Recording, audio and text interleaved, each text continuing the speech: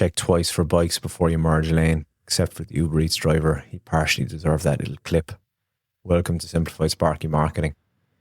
Changing lanes and sticking in your own lane is going to be today's podcast. And I would have told this story a few podcasts ago about one of the biggest fuck-ups I did in electrical. More so mentally. I wouldn't say it's the biggest fuck-up I made, but more so something that hit me hard in regards to sticking to what you know, sticking to what you do.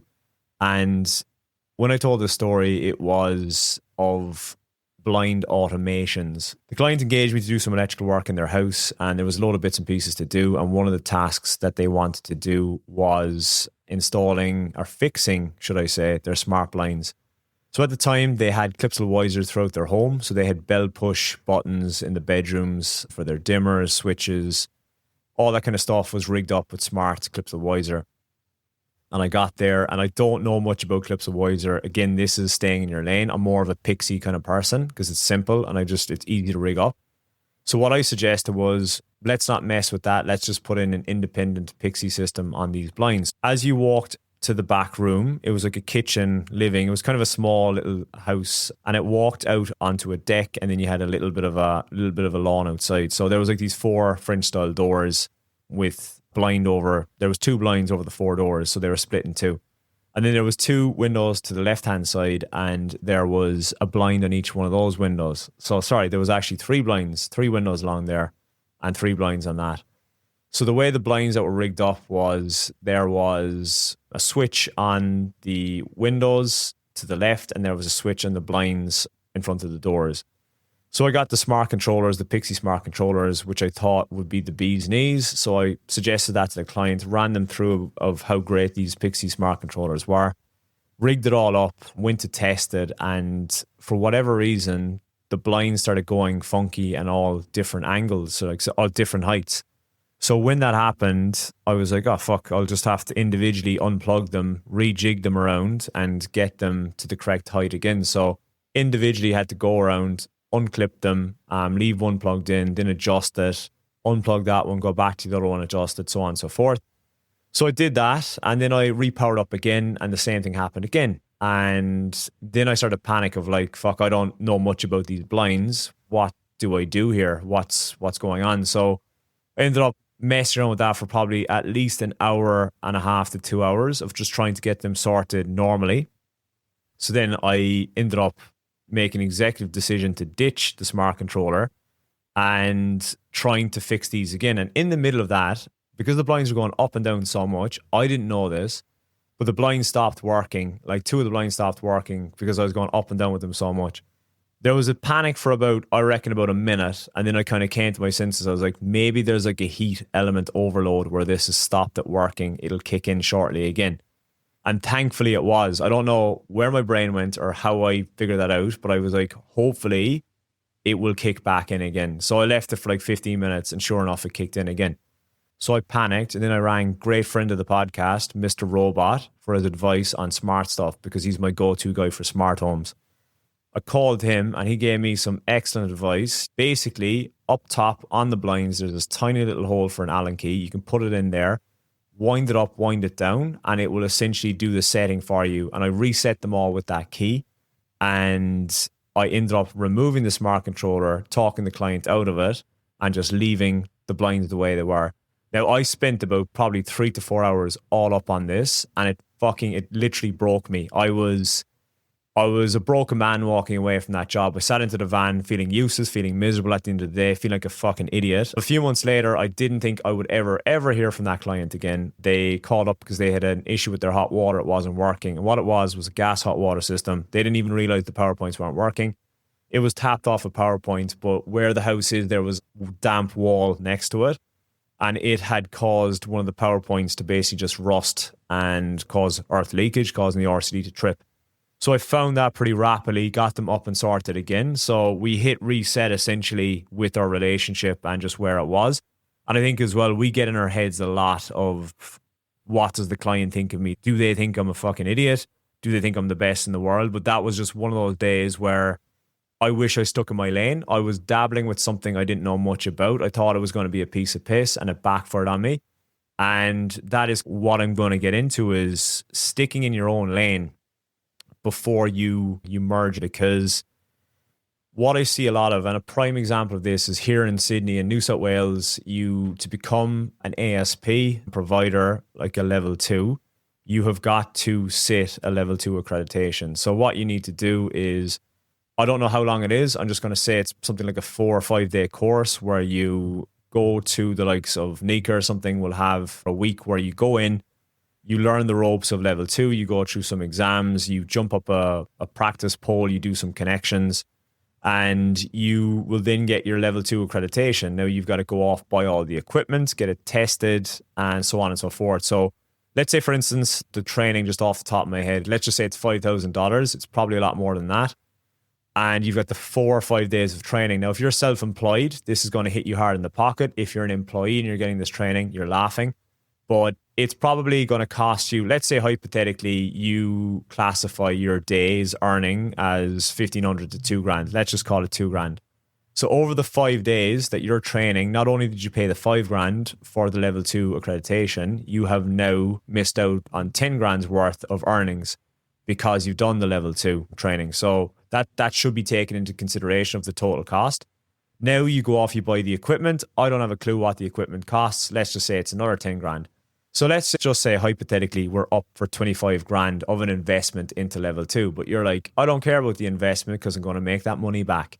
What happens is you go back doing your usual work, and then you realize you're not actually doing that much level 2 work, if at all. You might do 1 or 2 jobs a year. You might be incompetent with those jobs, that you stay away from those ones that are quite dangerous, that you're like, I don't have the experience, so I'm not going to do it. And what happens is the level 2 accreditation turns into a gym membership where you put it on the shelf. It comes around for renewal. You're like, fuck, do I want to take a day off training again and then get it renewed and pay the money? So what happens is you end up not renewing it, and it just expires, and you were once a level 2 for a few months, and now you've got a pliers with your fancy stamp number on it that now isn't worth the shit. So that's where I'm talking about, like, being secure before you actually decide to go down different avenues. The same can be said for aircon, for solar. You see the bright, shiny object in front of you, and you're like, if I get solar, if I do aircon, if I do level 2, if I do AV, if I do smart home, I'll have so much work, I won't know what to do with myself. And I think that as well is where we just get caught up in shiny objects and we chase them. And my job for you listening to the podcast is, next time you have a fucking shiny object incident where you're like, I'm going to do this or I'm going to do that, say, would Alan approve of this? And I wouldn't, most likely. Unless, and that's where I'm going to go with this, is unless your business is extremely dialed in, you've got a sector that you niche in, that you're an expert in, I will then approve it and be like, you know what, you've nailed this down. You're making revenue, and most importantly, you're making profit. It is now time to pass the baton on and plug in another service into your business. But where this goes wrong as well, is particularly predominantly newbie businesses, is somebody gets in their ear, most likely their mum, something like that, and says, builders do loads of work. Why don't you work with a builder? Then you go out, you seek out builders, and you find a few, be it commercial builders that do electrical fit outs, be it residential builders that either do renovations, they might just do bathrooms, kitchens on their own, or maybe it's complete construction from ground up. And what can happen is, A, you either go in, you underquote the job, and you lose your balls on it, and you're like, that was shit, I'm not doing builder work again. Or you go in there too high and you don't win the job, and next thing you're going to quote another job, you go lower, you get the job, and then you don't really know your ins and outs, and you end up losing money again. Where this stands to the seasoned pros is the guys that work with builders, their quotes might actually be a bit cheaper than yours. But what happens with them is their experience. They know if they go in at whatever amount, they know from experience that halfway through the job, this is going to pop up, that's going to pop up, that's going to change and be a variation. And next thing you know, they could be working off double your initial quote, but because they've got the experience in that, they've put the yards in, they now know how to play the game with builders. And like, the builder probably knows it's going to happen as well, and it's not their problem, it's on the client. And this is the joys of variations and stuff. If you're actually trying to be too thorough to go, hey, I've seen this, I can actually foresee that this is going to be an issue and it's not included in the quote, and then you jack up your price, then you may not get the job either. And this is the thing of, it depends where you find your builders. If you go to a builder and you say to them, I'd like to quote your work, and they say to you, no, I've got a really good electrician. I don't need another electrician on my books. I have the utmost respect for that kind of builder because they're loyal to their subcontractors. That's a builder that I respect. Whereas if you go to a builder and they're keen to get you to quote again, look, they might be sick of their electrician. They might be looking for a price reference. Who knows? But if you're trying to do construction, residential electrical builders, if you're trying to do commercial builders, if you're trying to do residential maintenance, if you're trying to do solar, all of these little things are pulling you in every which way direction instead of going in a straight line. And that's the light that I seen in my business. Is I was dabbling in a lot of things, and I just decided to go all in residential service and maintenance.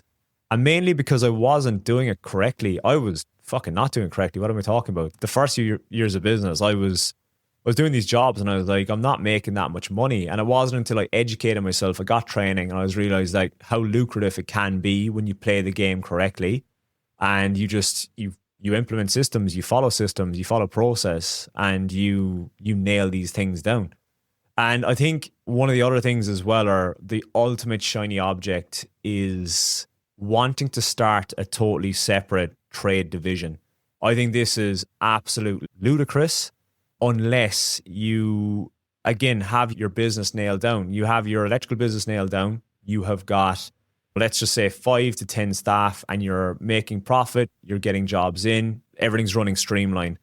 You're so confident with that electrical business that you're like, shit, if we plug this into a plumbing business, it's basically the same thing. We just need someone in the plumbing driver's seat that can guide us and get their license to use. But what I'm seeing is, again, just people more so with an ego boost, something telling them is like, I want to take over the world. I want to take over Sydney and have these divisions. And by all means, do it. Go nuts. Go, like, start a plumbing division, start an aircon division, start whatever divisions you want, a cleaning business, whatnot. But make sure that, number one, that your business is actually humming along and the systems are in place, and it's bulletproof. That if something goes wrong, you've got a system to solve that. But if your business is leaking money, you can't retain staff, you don't have proper systems, proper stuff dialed in, your back end, your job management software, your financial systems, all of that, you should not be looking at another division like a plumbing business. And I think, as I said, a lot of this is an ego thing, and it's a distraction is what it is as well. Is if your electrical business is pretty sketchy, or it's like you're doing okay, but it's a bit sketchy and you think you're making money, but you're a bit uncertain because you're afraid to look at your numbers, it's a distraction to go, why don't we start a plumbing division, because that's where we're going to make money as well. So it'll kind of compensate. That's totally the wrong thing to do. So I think it's important to have the systems in place, nail it down, profit from it, and then decide what lane you're going to move into.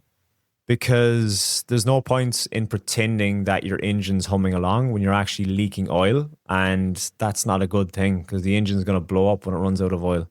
Systemize what you already do today. Make sure you're making profit from it. Then move across into the next lane. Look at the next avenue or venture you're going to nail down. Move into it. But don't pretend you're ready to do it when your engine's leaking oil. If you're interested in the Simplified Sparky mentorship, there is links in the description if you want to start implementing systems into your electrical business. Chat to you next week.